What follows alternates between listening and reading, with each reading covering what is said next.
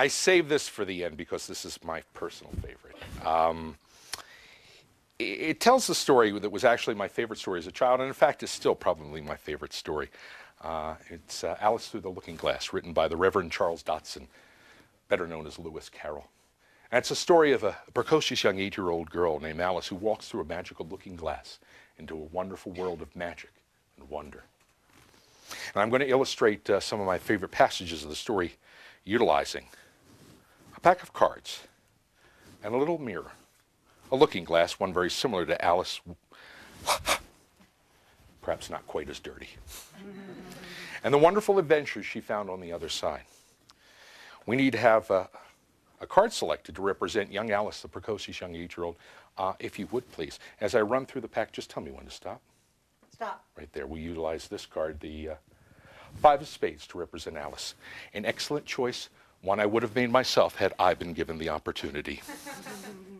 Right. There's some other cards that we use that we come to. The first 2 are the 2 black jacks. They represent the March Hare and the Mad Hatter. Now, the March Hare and the Mad Hatter had a party to which they invited Alice. At this party, they were serving a beverage.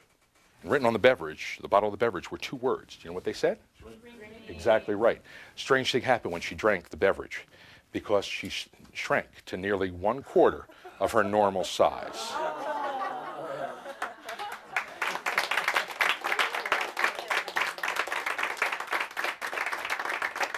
Needless to say, this perturbed young Alice, but fortunately for her, the effects of the elixir were short-lasting, and she soon returned to her normal size.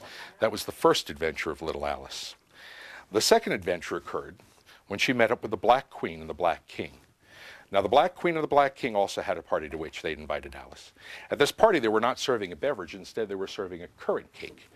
Written in currants on top of the cake were 2 words. Do you know what they said? Yeah, they usually get that one. Strange thing happened when she ate the currant cake, because she didn't start to shrink. No, no, no. Instead, she started to grow. So much so that her arms and legs protruded through the windows and doors, her head through the chimney. Needless to say, this perturbed little Alice, but fortunately for her, the effects of the currant cake were also short-lasting, and she soon returned to her normal size. That was the second adventure of little Alice. The third adventure occurred when she met up with the Red Queen and the Red King.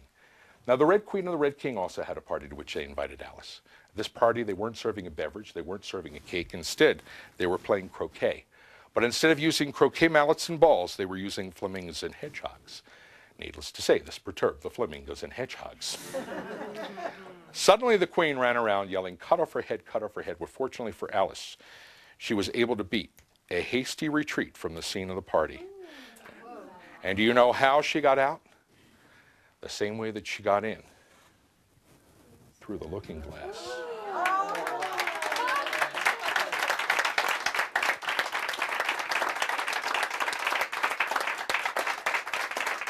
Now, this is the story of a young girl's imagination, something we don't use as often as we should as we get older.